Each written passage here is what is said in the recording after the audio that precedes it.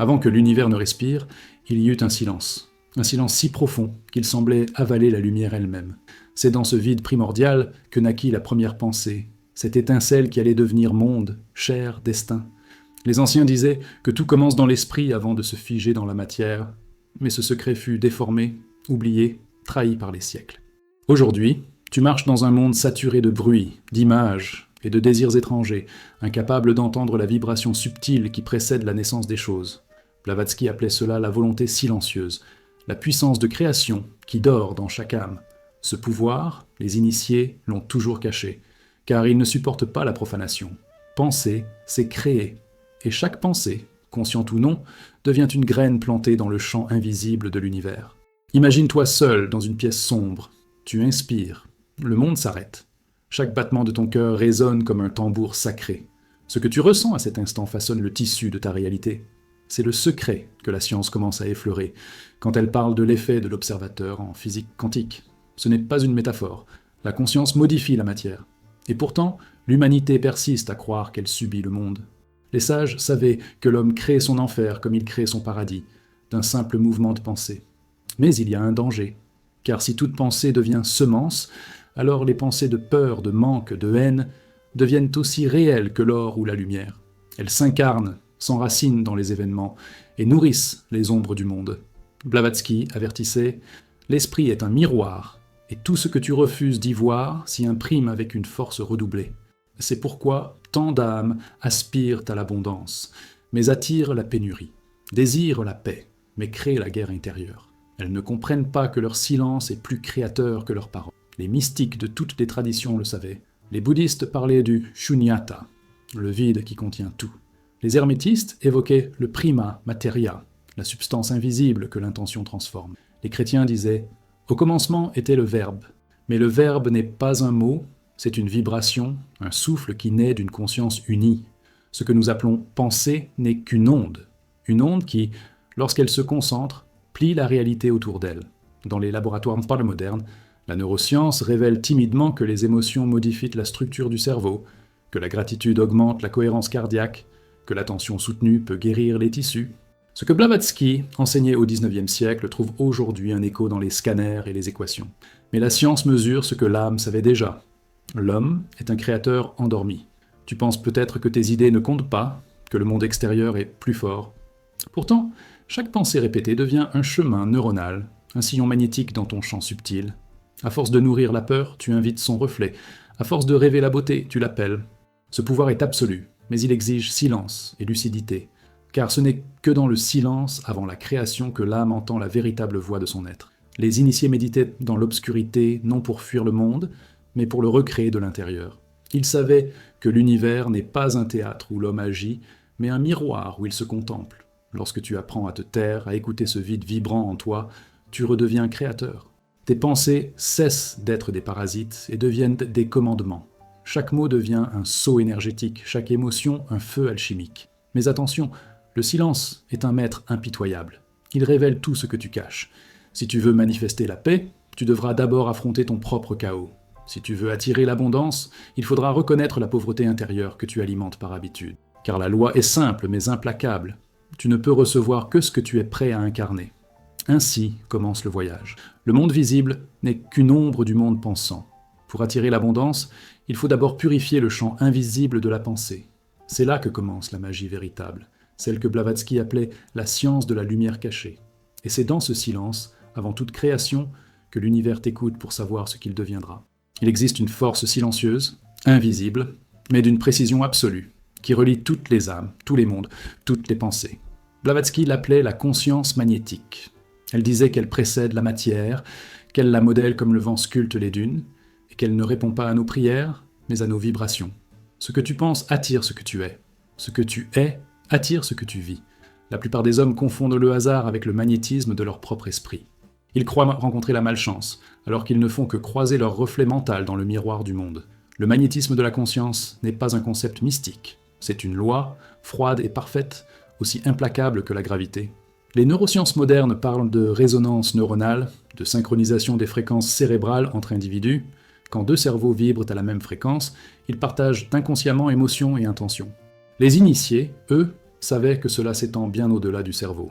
Il disait « Les pensées ne voyagent pas, elles s'aimantent. Dans le silence, chaque esprit devient une antenne, un champ magnétique qui attire l'équivalent de sa propre fréquence. » Blavatsky enseignait que la pauvreté, la peur, la colère sont des champs à basse vibration. Quiconque s'y installe y demeure prisonnier, car ces champs nourrissent des formes pensées, des entités psychiques qui se collent à l'âme. C'est pourquoi les cycles de malheur semblent se répéter sans cause visible. L'esprit magnétise son malheur comme le fer attire le nord. Pour briser ce cercle, il faut d'abord reconnaître la nature du champ qui t'enveloppe. Tu crois peut-être penser librement, mais souvent tu n'es qu'un émetteur inconscient d'ondes héritées de ton environnement. Imagine une pièce où des milliers d'aiguilles flottent dans l'air. Si tu entres avec une émotion de peur, toutes s'orientent vers toi. Si tu entres avec une vibration de paix, elles s'inclinent doucement et te laissent les passer. C'est cela, la conscience magnétique. Les traditions orientales appelaient ce phénomène le prana, l'énergie vitale qui réagit à la qualité de ton intention. Les mystiques occidentaux parlaient du souffle divin, ce fluide que la volonté pure oriente comme un rayon de lumière. Blavatsky, elle, unissait les deux. Elle disait que la pensée est un acte électrique, que l'émotion en est le champ magnétique, et que leur union crée la réalité tangible. Les chercheurs en physique quantique découvrent que l'observateur influence la particule observée, que la matière semble savoir qu'elle est regardée, et s'ils savaient que l'âme agit de même sur le destin, l'attention que tu portes à une idée, à une peur, à un rêve, lui donne vie. Plus tu l'observes, plus elle se densifie dans ton champ magnétique, jusqu'à devenir expérience. Voilà pourquoi certaines personnes semblent attirer sans effort richesse, amour ou harmonie. Elles vibrent simplement sur la fréquence de ce qu'elles désirent. Pas par chance, mais par résonance. Mais il existe un piège. Le magnétisme obéit à la vérité intérieure, non à la façade. Tu peux prononcer les mots de l'abondance tout en exhalant la vibration du manque. Tu peux afficher un sourire tout en envoyant un signal de peur. Le champ magnétique ne se laisse pas tromper par les masques. Il lit ce que ton cœur émet, pas ce que ta bouche affirme. C'est pour cela que Blavatsky insistait sur la purification du mental et la maîtrise du souffle. La pensée non contrôlée est un courant sauvage, disait-elle, et tout courant attire son lit. Observe autour de toi. Les foules vibrent à la peur, aux guerres, aux colères collectives. Ces émotions forment un océan magnétique où l'individu perd sa fréquence propre. Il devient une particule flottant dans la masse vibratoire. Retrouver ton pouvoir d'attraction, c'est rétablir ton autonomie vibratoire. C'est apprendre à t'isoler intérieurement sans te couper du monde. C'est méditer non pour fuir, mais pour réajuster ton champ.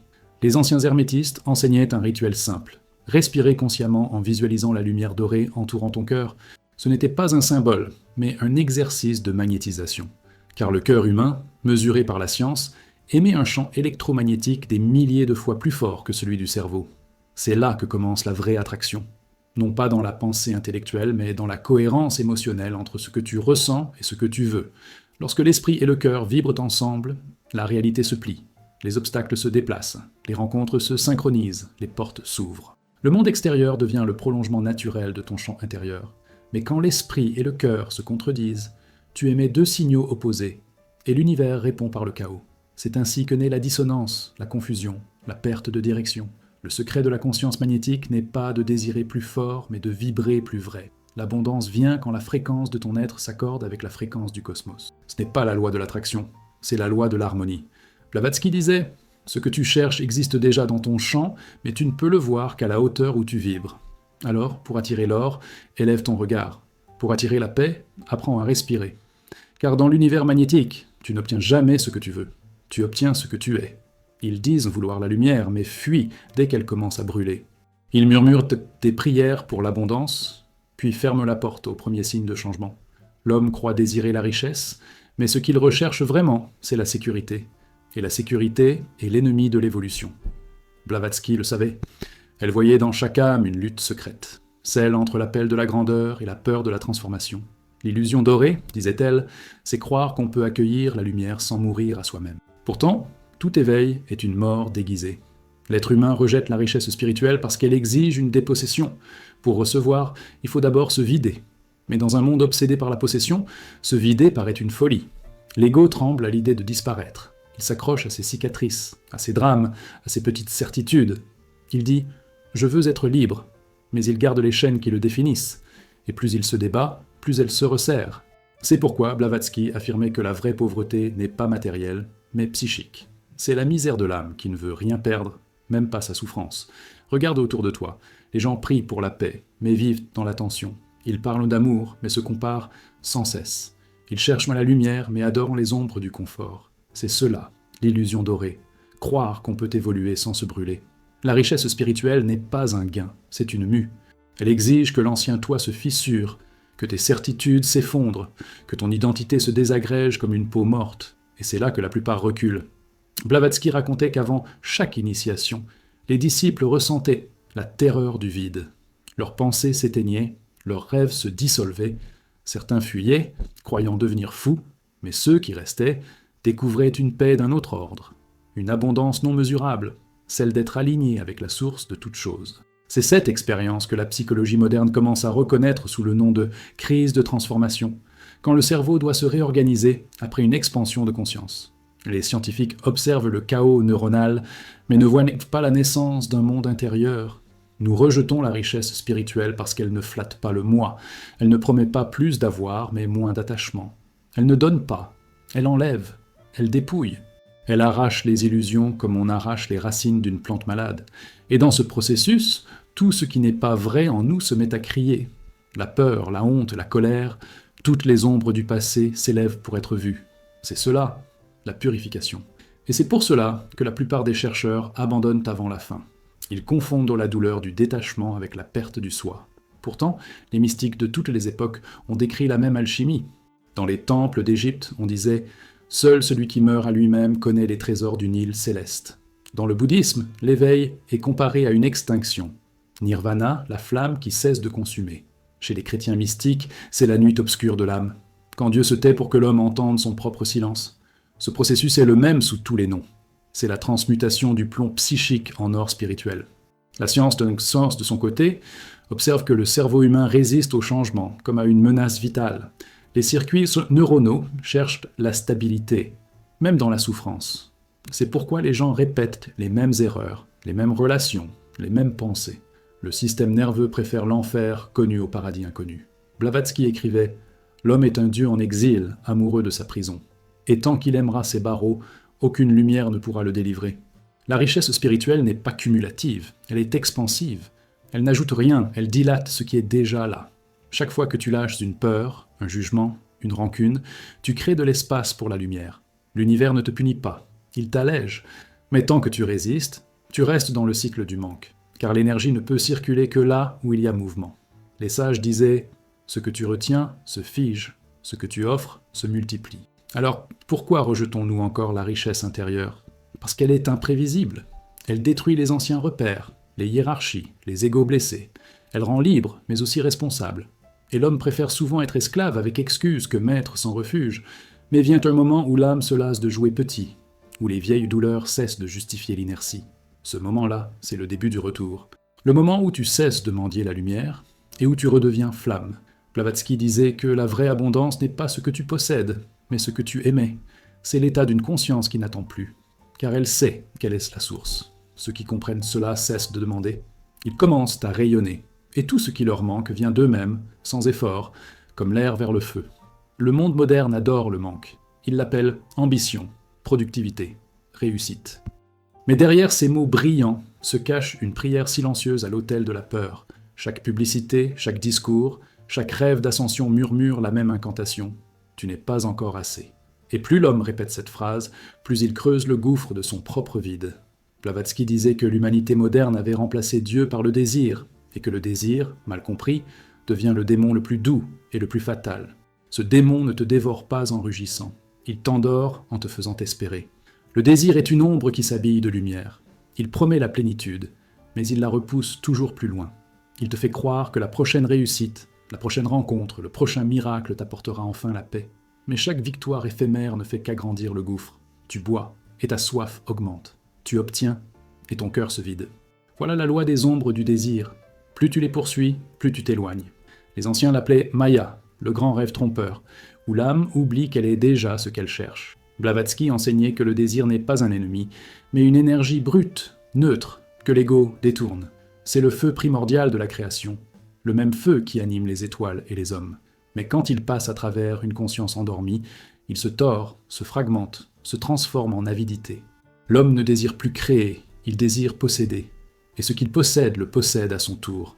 Il devient l'esclave des objets, des opinions, des regards. Son âme s'étiole dans le bruit du monde, hypnotisée par le mouvement incessant du vouloir.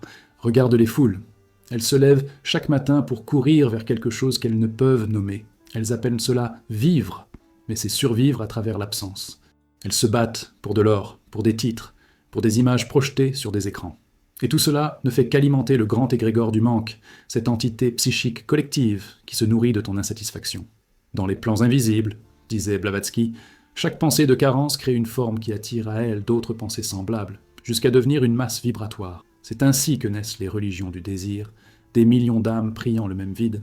La psychologie moderne parle aujourd'hui du syndrome de la poursuite hédonique. Les neuroscientifiques observent que le cerveau s'habitue à la récompense et en demande toujours plus. Chaque plaisir déclenche un pic de dopamine, suivi d'un vide plus profond. Ce que Blavatsky appelait le cercle infernal de la matière n'est rien d'autre que ce mécanisme biologique. La science l'étudie, la sagesse l'avait déjà transcendé, car la seule issue est intérieure. Comprendre que le désir n'est pas à éliminer, mais à purifier. Dans les temples anciens, on enseignait la transmutation du feu du désir. Le même feu qui brûle peut éclairer. Quand tu cesses de vouloir posséder, ton désir devient une force de création pure, une offrande. Il cesse d'être une demande et devient une invocation. Tu ne dis plus « donne-moi ce que je veux ». Tu dis « fais de moi un canal pour ce qui veut naître à travers moi ». Ce passage est la clé de toute abondance durable. Car l'univers ne donne pas à ceux qui mendient, il s'écoule à travers ceux qui vibrent. Mais ce chemin est dangereux. Le manque est confortable, familier. Il donne une identité, celle de la victime, du chercheur, du martyr. Abandonner le manque, c'est perdre le rôle principal dans le drame de ta propre vie. Beaucoup préfèrent la douleur connue à la liberté inconnue.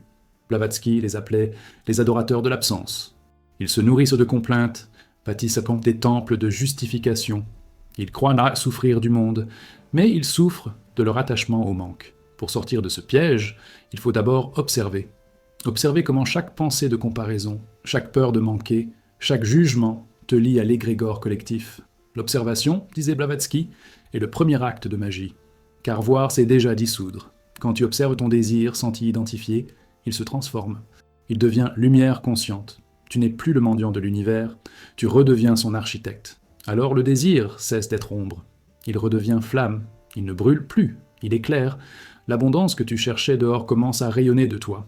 Et tout ce que tu attires désormais n'est plus pour combler un vide, mais pour exprimer une plénitude. Voilà la vraie paix, celle qui ne dépend d'aucun gain. Blavatsky écrivait « Celui qui cesse de désirer reçoit tout, car il ne veut plus rien. » Et dans ce rien, il trouve l'infini. Tout est ce reflet, disait Blavatsky. Ce qui se passe dans ton esprit se grave dans la matière. Ce qui se meut dans les étoiles s'agite dans ton sang. Cette phrase, murmurée dans les cercles occultes, n'est pas une métaphore poétique, mais la clé d'un univers miroir. La loi de correspondance n'est pas une croyance, c'est une mécanique. L'invisible modèle le visible. Les mêmes schémas se répètent du microcosme à l'infini. Ce que tu penses, la Terre l'imite. Ce que tu ressens, les circonstances le rejouent. Et pourtant, l'homme continue de se croire séparé du cosmos, comme s'il n'était pas fait de la même poussière que les étoiles. Dans les temples anciens, cette loi était enseignée avant toute initiation. On traçait le signe du cercle dans le sable, symbole du tout, puis on plaçait un point en son centre, l'âme humaine. Le maître disait « Regarde, ce que tu fais à l'intérieur du point change le cercle entier. » C'est là le secret. L'univers répond par résonance. Chaque pensée est une onde, et l'onde ne meurt jamais. Elle rebondit, se démultiplie, s'enracine. C'est pourquoi Blavatsky affirmait que le monde extérieur n'est qu'un immense écho des consciences individuelles. Ce que nous appelons destin collectif n'est que la somme des vibrations de nos pensées. La science moderne, encore timide, commence à valider ce que les mystiques savaient déjà. La physique quantique démontre que les particules s'influencent à distance, que le temps et l'espace se plient à des lois non linéaires. L'épigénétique prouve que l'état émotionnel modifie l'expression des gènes. Le cerveau, le cœur, le champ électromagnétique du corps, tout réagit à nos états intérieurs. Ce que Blavatsky nommait le corps astral n'est autre que ce champ d'énergie, que la science commence à entrevoir sans oser le nommer. Mais cette loi n'est pas douce, elle est implacable. Si tes pensées sont troubles, ton monde le devient. Si ton esprit se purifie, ton ciel s'éclaircit. Ce que tu refuses de guérir en toi, la vie te le présente sous forme d'événements. Blavatsky disait « Les âmes inconscientes ne sont pas punies, elles se contemplent. Ainsi la pauvreté extérieure n'est que le miroir d'un vide intérieur. La guerre n'est que l'ombre de la peur humaine projetée sur le monde. Et l'abondance véritable ne se manifeste que lorsque le haut et le bas s'accordent, quand l'esprit et la matière vibrent sur la même fréquence. Imagine une corde tendue entre deux mondes, le visible et l'invisible. Si tu tires trop sur l'un, l'autre résonne. La moindre dissonance en haut se traduit par un chaos en bas. Les initiés savaient que la paix intérieure maintenait l'ordre du monde.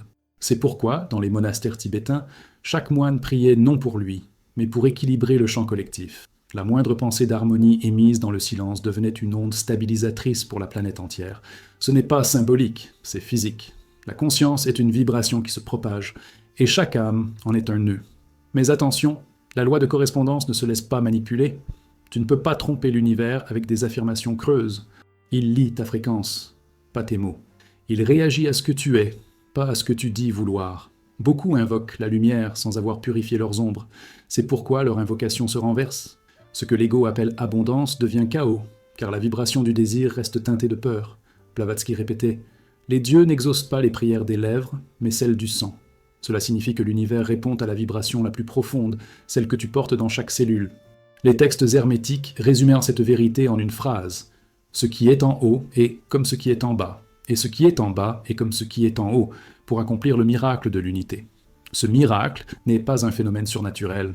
C'est la reconnaissance de l'interconnexion totale de tout ce qui existe. Chaque pensée est un acte cosmique, chaque émotion, une graine d'univers. Ce que tu offres à ton monde intérieur, le cosmos le reflète avec exactitude. Si tu veux transformer le cercle, commence par le point. La psychologie contemporaine confirme cela sans le savoir. Les études sur la perception sélective montrent que le cerveau ne voit que ce qu'il croit possible. Nos croyances filtrent la réalité, changent la croyance, et le monde change. Les mystiques l'appelaient « transmutation du regard ». C'est la base de toute magie mentale. Non pas une manipulation des éléments, mais une reconfiguration de la conscience. L'univers n'est pas ton esclave, il est ton miroir. Alors, si tu veux attirer l'abondance et la paix, élève ton esprit à leur hauteur. L'univers ne descend jamais, c'est à toi de monter.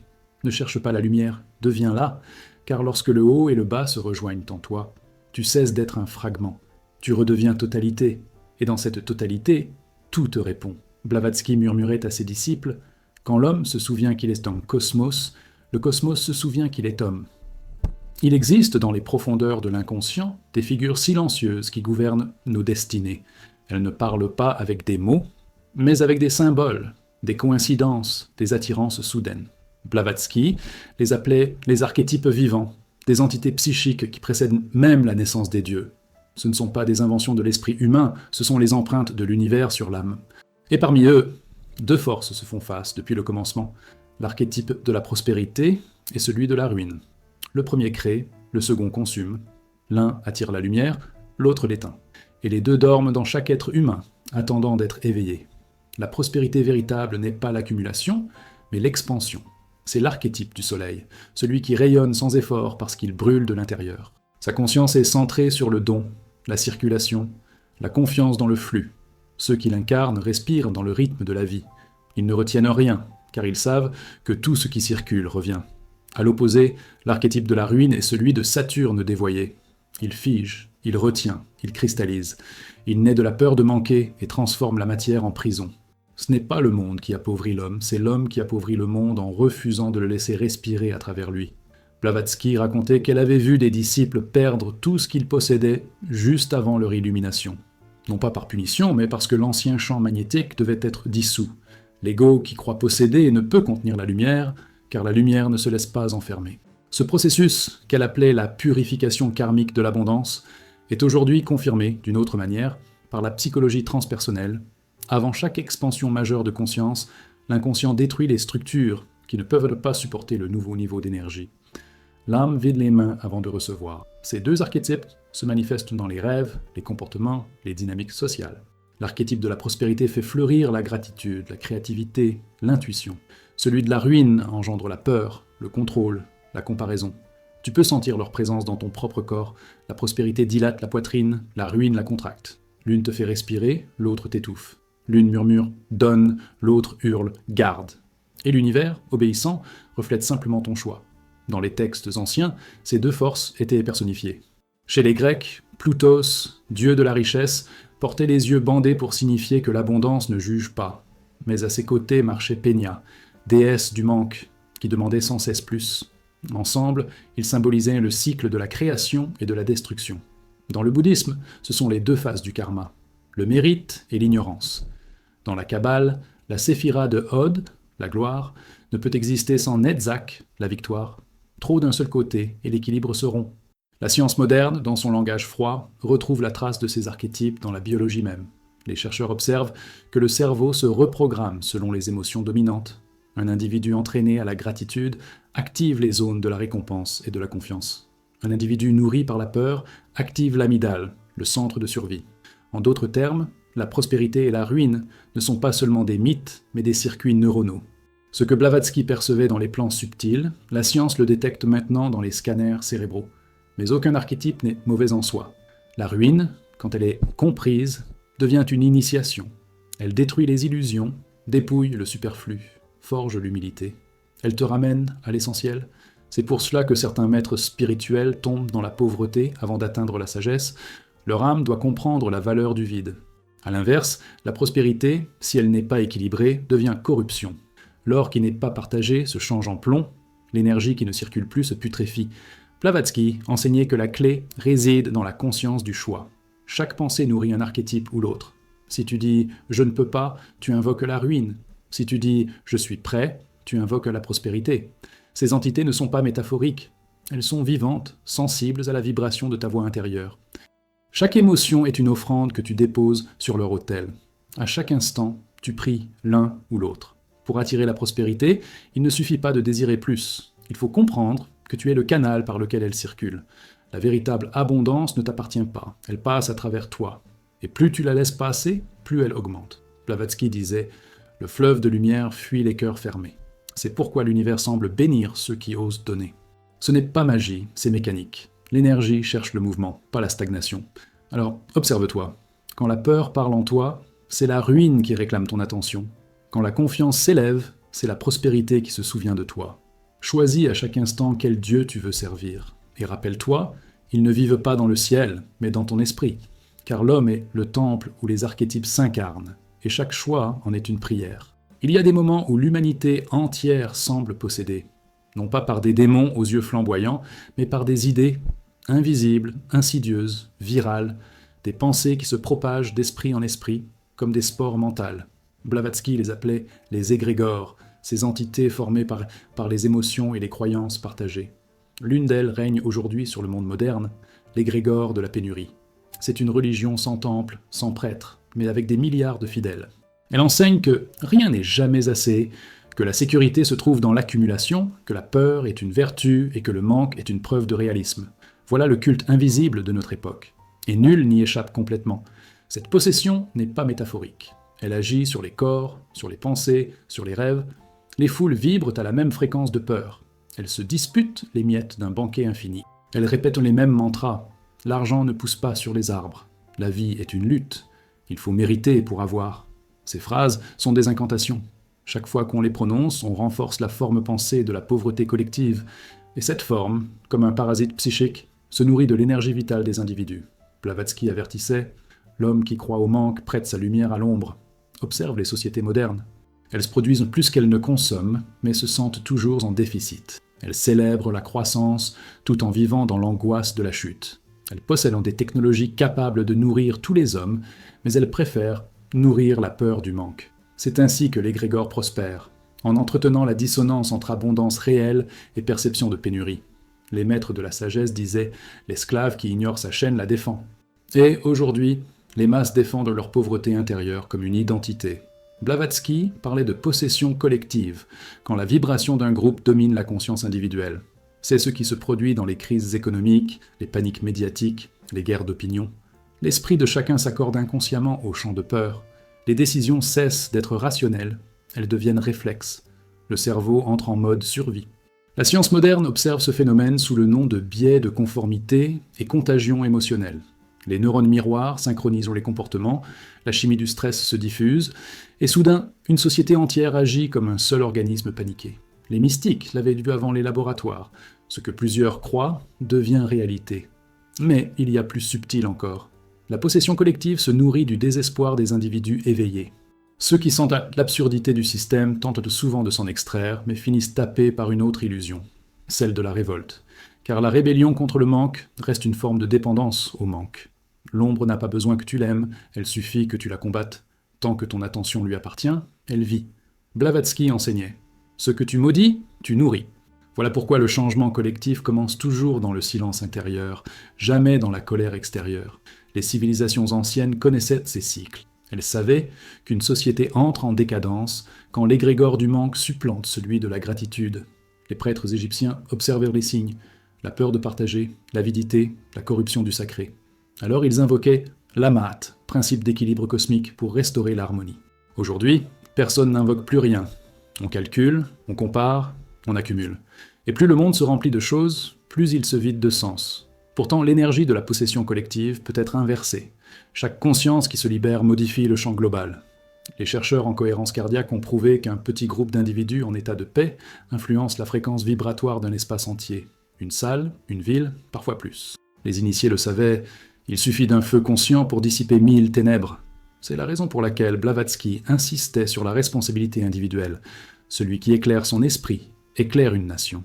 Briser la possession collective demande du courage, car cela revient à penser différemment, à désirer sans peur, à prospérer sans honte. Le monde te condamnera, car ton détachement menace son égrégore. Tu seras jugé pour ton calme, suspecté pour ta joie, haï pour ton abondance.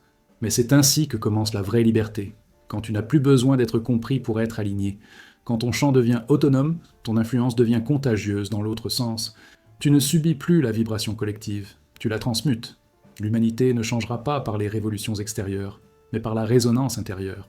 Quand assez d'âmes cesseront de nourrir la peur, l'égrégore du manque se dissipera comme un brouillard sous le soleil.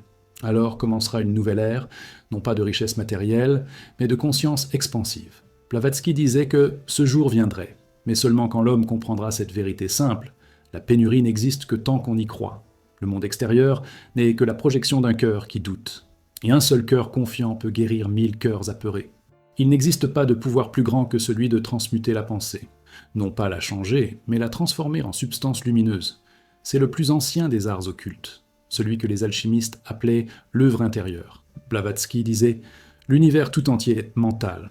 Le plomb de la peur peut devenir l'or de la sagesse si la conscience l'embrasse. » Cette vérité, simple et terrifiante, a été cachée parce qu'elle rend l'homme responsable de tout ce qu'il vit. Si tu souffres, tu es le créateur inconscient de ta souffrance. Si tu es en paix, tu es le mage silencieux de ton propre ciel. Et si tu veux attirer l'abondance et la paix, il te faut d'abord apprendre à transmuter ton esprit. La transmutation mentale commence par la reconnaissance du poison, car on ne peut purifier ce qu'on refuse de voir. Observe tes pensées sans te juger. Regarde-les comme des entités vivantes. Certaines sont légères et dorées, d'autres sombres et visqueuses. Elles s'accrochent à toi, te murmurent des mots familiers, peur, regret, colère, doute. Ce sont les scories du mental. Blavatsky les comparait aux résidus du mercure dans l'alchimie antique, dangereux, instables, mais nécessaires à la création de l'élixir.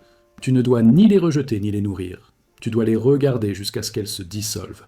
Les anciens initiés savaient que la pensée n'est pas un flux abstrait, mais une énergie dense, modelable. Ils utilisèrent la respiration comme fournaise, le verbe comme catalyseur, et la volonté comme feu sacré. Inspire profondément, retiens ton souffle, observe la peur, et au moment de l'expiration, imagine qu'elle se transforme en lumière. C'est un acte symbolique, mais aussi physiologique. Tu modifies la chimie de ton cerveau, tu apaises ton système nerveux, tu réécris ton champ magnétique. Voilà la véritable magie, l'esprit qui dirige la biologie. Les sciences modernes approchent timidement cette vérité. La neuroplasticité prouve que chaque pensée répétée reconfigure les synapses. Les chercheurs parlent de recablage cognitif, ignorant qu'ils redécouvrent la transmutation mentale. Chaque affirmation consciente, chaque visualisation sincère grave un nouveau sillon dans ton esprit. Tu peux transformer le doute en confiance comme on transforme le métal brut en or, à force de chaleur et de répétition. L'alchimie n'était pas une superstition, c'était une science du cerveau avant la science. Blavatsky enseignait 3 clés sacrées pour accomplir cette œuvre. La première est l'attention pure. Ce que tu regardes s'amplifie. Si tu observes la peur, elle croît. Si tu observes la paix, elle s'étend. L'attention est un rayon créateur. L'univers s'y aligne. La seconde clé est le détachement. Tu ne peux transformer ce à quoi tu t'identifies. Tant que tu dis « je suis ma douleur », elle te possède. Mais quand tu dis « je vois ma douleur », tu reprends ton pouvoir. Le témoin est toujours plus fort que la tempête. La troisième clé est l'union du cœur et de la pensée. La pensée seule est froide, le cœur seul est aveugle. Ensemble, ils deviennent le feu sacré. Il faut comprendre que la transmutation n'est pas un combat, mais un accord. On ne chasse pas les ténèbres, on allume une lampe. C'est pourquoi la prière, la méditation, la gratitude ne sont pas des rituels naïfs, mais des actes de haute magie. Elles élèvent ta fréquence, et ce changement attire un nouveau monde. Chaque matin, avant de parler, ferme les yeux et répète mentalement « Que mes pensées deviennent lumière ». Ce n'est pas une demande, c'est un ordre, et l'univers obéit à la clarté. Mais l'esprit humain est paresseux. Il veut des résultats rapides, des miracles instantanés. Il ne comprend pas que la transmutation est une discipline. Elle exige silence, persévérance, cohérence. Comme l'alchimiste devant son creuset, tu dois rester immobile pendant que la matière bout. Tes émotions se rebelleront, tes vieilles croyances hurleront, mais c'est le signe que le feu agit. Blavatsky disait « Quand le chaos s'élève, le travail commence ». C'est dans le tumulte que l'or intérieur prend forme. Dans les écoles mystiques, on enseignait un protocole de protection mentale. Imagine un cercle de lumière autour de ton front. Chaque pensée négative qui tente d'entrer s'y brûle. Ce symbole active un réflexe profond. Ton inconscient apprend à filtrer les influences extérieures, car la transmutation ne sert à rien si tu laisses les ombres revenir. Il faut garder le feu pur, protéger le laboratoire intérieur. C'est le rôle de la conscience vigilante, du silence volontaire. Alors, petit à petit, ton champ s'illumine. Les situations changent, les personnes changent, le monde change.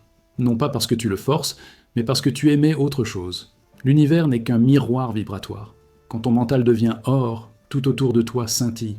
Et ce n'est plus toi qui cherches la paix ou la richesse, ce sont elles qui te trouvent.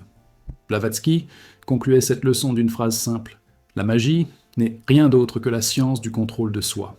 Quand tu transformes ta peur en amour, ton doute en foi, ton inertie en mouvement, tu redeviens créateur.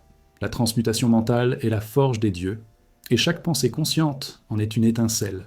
Celui qui la maîtrise n'a plus besoin de demander, il devient la réponse. Il vient toujours un moment sur le chemin de la transformation où tout s'effondre. Les croyances, les désirs, les certitudes, même la lumière paraît te trahir. Tu marches dans un couloir sans fin où le silence te pèse comme du plomb. C'est l'épreuve du vide. Blavatsky disait que c'est la dernière porte avant la maîtrise, celle que presque personne n'ose franchir. Le vide, c'est le moment où l'univers te retire tout ce que tu croyais être pour que tu deviennes enfin ce que tu es. Le mental s'y débat, car il ne supporte pas l'absence de forme. Il appelle cela solitude, perte, dépression. Mais les maîtres savent que c'est la gestation de l'or spirituel. Le vide n'est pas le néant, c'est le plein avant la création. C'est la matrice silencieuse d'où naissent les mondes. Dans les traditions orientales, on l'appelle Shunyata, l'espace sacré où rien n'existe encore et où tout est possible. Dans la Kabbale, c'est l'Ain Sof, l'infini non manifesté. Dans la théosophie, Blavatsky y voyait le visage voilé de la divinité, ce lieu intérieur où la conscience s'observe elle-même. Traverser le vide, c'est accepter de mourir symboliquement. C'est se tenir nu devant la totalité, sans masque, sans rôle, sans refuge. La plupart des âmes fuient ce passage. Elles cherchent à combler le vide par l'action, les distractions, les prières impatientes, mais plus elles s'agitent, plus le vide les dévore. Car le vide est un maître exigeant. Il ne t'accorde la paix que lorsque tu cesses de la chercher. Blavatsky racontait que, dans ses méditations les plus profondes, elle sentait son corps se dissoudre comme de la cendre dans le vent. Ce n'était pas la mort, c'était la fusion. Celui qui n'a plus rien à perdre devient le réceptacle de tout, écrivait-elle. La science moderne observe, dans une langue froide, les mêmes mystères. Les neurologues parlent de désintégration du réseau du moi pendant les états méditatifs avancés. L'ego s'éteint, les limites du corps se floutent, le sentiment d'unité avec le tout émerge. Mais ce que la science décrit comme une anomalie, les mystiques le célèbrent comme la révélation ultime. Quand il n'y a plus de « je », il n'y a plus de peur. Quand il n'y a plus de peur, il n'y a plus de résistance. Et quand la résistance s'effondre, la lumière circule librement. C'est cela, l'or du silence. Blavatsky disait que le vide est le creuset final de l'alchimiste intérieur. Toutes les étapes précédentes, la purification, la transmutation, la prière, préparent à ce moment. Le vide consume ce qui reste de l'ancien toi. Il ne laisse rien debout, sauf la conscience pure. Et cette conscience, libérée de tout contenu, devient le point d'origine de la création consciente. L'univers ne répond pas aux mots, mais à la vibration émise par cette vacuité éveillée. C'est pourquoi les maîtres accomplis ne parlent presque plus. Ils émanent. Leur silence agit plus puissamment que 1000 discours. Mais attention, l'épreuve du vide n'est pas une extase. Elle est d'abord une terreur. Ton esprit crie, cherche des repères, veut s'accrocher à quelque chose. Il n'y a rien. Et c'est justement dans ce rien que tu apprends la foi véritable. Non pas croire en une idée, mais faire confiance à l'inconnu. C'est une chute sans fin dans les bras du tout. L'ego appelle cela la mort. L'âme appelle cela la libération. Le silence n'est plus absence de son, mais présence infinie. Les traditions initiatiques préparèrent les disciples à ce moment. 3 jours d'isolement, sans lumière, sans parole. Le mental implose, et soudain, dans l'obscurité, surgit une clarté que les yeux ne peuvent voir. C'est le point d'or du vide, le cœur battant du cosmos à l'intérieur de soi. L'air semble vibrer, le temps disparaît. Tout ce que tu cherches à comprendre se dévoile sans mots. Et quand tu reviens au monde, rien n'a changé, mais tout est différent. Tu vois les choses comme si elles étaient neuves, nées du silence lui-même. La psychologie appelle cela résilience spirituelle. C'est la capacité de renaître après l'effondrement du sens. Blavatsky le décrivait autrement. Quand la conscience accepte de n'être plus rien, elle devient la racine de tout. Ce vide n'est pas une fin, c'est la matrice. Ceux qui l'ont traversée ne prient plus pour attirer l'abondance. Ils la rayonnent car ils ont compris que la paix et la richesse ne s'obtiennent pas, elles se révèlent. Alors, si le silence te fait peur, sache qu'il est ton maître. Reste avec lui. Respire dans son immensité. Écoute les battements de ton cœur comme le tambour de l'univers. À mesure que tu t'y abandonnes, quelque chose en toi se transforme. La peur se dissout, la présence se dilate, et tu réalises que tu n'as jamais manqué de rien. Le vide devient or parce que tu cesses de le fuir, et dans cet or silencieux, l'abondance et la paix cessent d'être des rêves. Elles deviennent ton état naturel. Blavatsky terminait ses enseignements sur cette phrase. Le silence n'est pas l'absence du monde, c'est la respiration de Dieu. Comprends cela, et tu ne demanderas plus rien. Tu sauras que tout t'appartient déjà, car tu es le souffle même du vide. Tout ce qui a été pensé continue d'exister. Rien ne se perd dans le vide. Chaque idée, chaque émotion, chaque mot que tu émets devient onde, trace, vibration. L'univers est un immense miroir où tout résonne à l'infini. C'est ce que Blavatsky appelait l'écho des mondes. Elle disait que les pensées humaines ne disparaissent jamais, qu'elles se propagent à travers les plans subtils, rebondissant d'un esprit à l'autre jusqu'à revenir à leur source. Ainsi, tout ce que tu envoies, amour ou haine, peur ou paix, finit toujours par te revenir. Pas comme une punition, mais comme un rappel. L'univers te répète ce que tu aimais pour que tu apprennes à créer consciemment. Cette loi est plus ancienne que la matière. Les textes hermétiques l'exprimèrent déjà. Tout ce que tu fais vibrer dans les plans inférieurs remonte jusqu'au supérieur, et tout ce que tu émets en haut retombe en bas. Ce cycle est éternel. Chaque pensée est une graine jetée dans le champ de l'univers. Certaines germent immédiatement, d'autres dorment des années avant de revenir, souvent sous la forme d'événements inattendus. Blavatsky enseignait que les destins ne sont rien d'autre que des pensées mûries à travers le temps. C'est ce qu'elle nommait le retour karmique des ondes mentales. Ce que tu vis aujourd'hui n'est pas le fruit du hasard, mais l'écho de ce que tu as jadis pensé. La science, sans s'en rendre compte, commence à décrire ce phénomène. Les physiciens parlent d'univers holographique, où chaque particule contient l'information du tout. Les neuroscientifiques parlent de mémoire collective, d'inconscient partagé. Tout ce que l'humanité pense laisse une empreinte dans le champ global. Ce champ influence les générations futures, les civilisations, les mouvements de l'histoire. C'est pourquoi Blavatsky disait que penser, c'est façonner le monde à venir. Nous sommes les architectes invisibles de demain. Mais l'écho des mondes n'est pas neutre. Il amplifie ce qu'il reçoit. Une pensée claire de paix se propage comme une onde harmonique qui apaise tout sur son passage. Une pensée de haine devient un poison sonore, répercuté jusqu'à trouver un cœur vulnérable où s'incarner. Voilà pourquoi les sages ne parlaient que quand c'était nécessaire. Ils savaient que chaque mot prononcé est un sort, chaque silence est une semence. Le monde actuel, saturé de paroles, ignore ce pouvoir. Les gens parlent sans conscience, créant un vacarme psychique qui obscurcit la terre. Blavatsky voyait venir cette époque. Elle écrivait « Le brouillard des pensées humaines s'épaissira jusqu'à cacher le soleil, et l'humanité devra se purifier par le silence pour revoir la lumière. » Pour comprendre l'écho des mondes, il faut ressentir la responsabilité sacrée de la pensée. Chaque jugement, chaque peur, chaque prière devient matière subtile. Tu peux mesurer ton influence non par tes actes visibles, mais par la clarté de ton champ mental.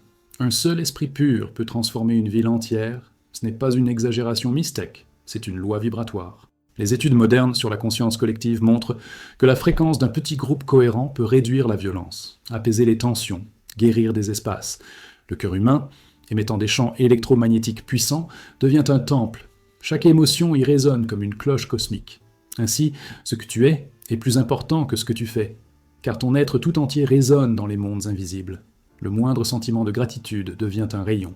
Le moindre ressentiment devient une ombre. L'univers, miroir fidèle, t'en renvoie l'équivalent. Blavatsky disait « Le monde extérieur n'est qu'un écho de ton monde intérieur.